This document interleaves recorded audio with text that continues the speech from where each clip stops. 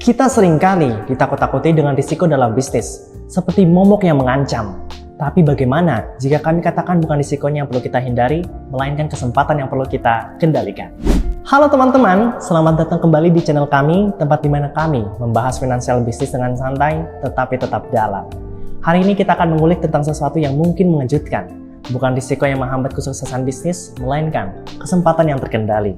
Dalam bisnis, risiko bukanlah sesuatu yang harus sepenuhnya kita jauhi, melainkan kita kelola dengan strategi tepat sehingga setiap risiko malah membuka peluang baru untuk berkembang. Sekarang, mari kita lihat lebih dalam mengapa kami bilang bukan risiko yang menjadi penghambat. Kerap kali kita melihat risiko sebagai ancaman, sesuatu yang perlu dihindari. Banyak pebisnis takut mengambil risiko karena takut gagal, rugi, atau bahkan sampai kehilangan kontrol atas usaha mereka. Namun, kenyataannya, risiko adalah bagian dari perjalanan bisnis. Tanpa risiko, kita justru tidak bisa berkembang. Apa jadinya kalau setiap perusahaan besar takut mengambil risiko?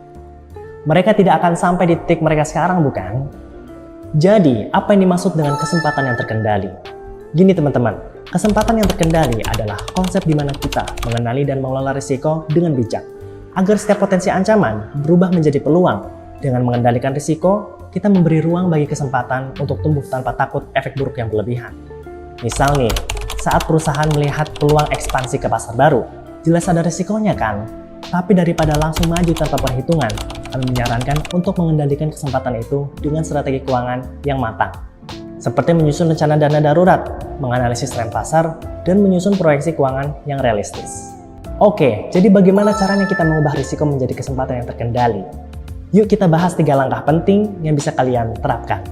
Langkah pertama, identifikasi risiko dengan teliti. Sebelum bergerak maju, penting untuk paham dulu risiko-risiko apa yang akan dihadapi. Apakah itu risiko keuangan, risiko operasional, atau bahkan risiko pasar. Misalnya, jika kita sedang merencanakan ekspansi, pastikan kita sudah memperhitungkan semua risiko yang mungkin timbul, seperti fluktuasi pasar atau perubahan kebutuhan konsumen. Catat semuanya, pahami bagaimana risiko ini bisa memengaruhi bisnis kita. Langkah kedua, prioritaskan risiko yang paling penting. Gak semua risiko harus diatasi sekaligus. Dengan menyusun skala prioritas, kita bisa fokus risiko-risiko yang paling mungkin terjadi dan berdampak besar pada bisnis kita. Prioritaskan mana yang paling mendesak, kemudian urutkan dari sana. Misalnya, risiko dalam hal kas perusahaan bisa lebih prioritas ketimbang risiko persediaan, tergantung situasi perusahaan kita. Langkah ketiga, susun strategi penanganan risiko. Nah, disinilah kita bicara soal taktik. Setelah tahu mana yang perlu ditangani lebih dulu, kita bisa mulai menyusun strategi. Contohnya, kita bisa mempertimbangkan proteksi dana dengan asuransi, atau kita bisa menyiapkan alokasi dana cadangan.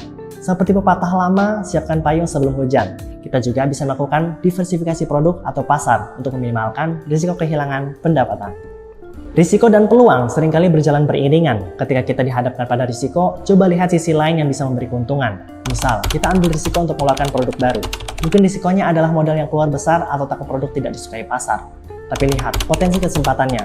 Dengan produk baru, kita bisa menjangkau pasar yang lebih luas, memperkuat brand, dan bahkan menemukan sumber pendapatan baru. Kita bisa belajar dari beberapa contoh perusahaan besar yang sukses. Mereka bukan hanya sekedar menghindari risiko, mereka melihat jauh ke depan, melihat setiap risiko sebagai pintu menuju peluang. Setiap langkah yang kita ambil, baik untuk mengendalikan risiko maupun memaksimalkan kesempatan, perlu evaluasi. Evaluasi ini bukan cuma soal apakah kita berhasil atau tidak ya, tapi lebih ke apa yang bisa kita tingkatkan. Perubahan selalu terjadi, jadi penting untuk meninjau kembali apakah strategi yang kita terapkan masih relevan atau perlu penyesuaian. Kami sarankan untuk melakukan evaluasi secara berkala, setidaknya setiap kuartal. Dengan begitu, kita bisa tahu sejauh mana progres kita, di mana letak kelemahan, dan apa langkah selanjutnya yang perlu diambil. Selanjutnya, solusi praktis untuk mengendalikan risiko bisnis Anda. Yang pertama, buat kontingensi keuangan. Pastikan selalu ada dana cadangan untuk kondisi darurat. Banyak bisnis mengalami kendala karena kurang siap menghadapi hal yang tak terduga.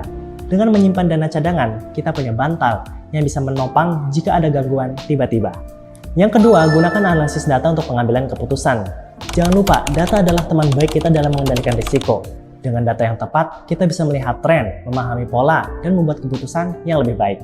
Misal, dengan analisis data penjualan, kita bisa memproyeksikan kebutuhan pasar dan menyiapkan strategi pemasaran yang lebih efektif.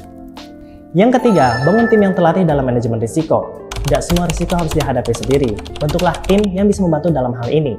Dengan tim yang paham cara mengelola risiko, kita dapat membuat keputusan yang lebih cepat dan akurat.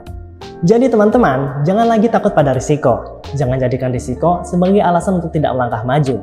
Sebaliknya, kendalikan kesempatan yang ada dengan strategi keuangan dan pengelolaan yang baik.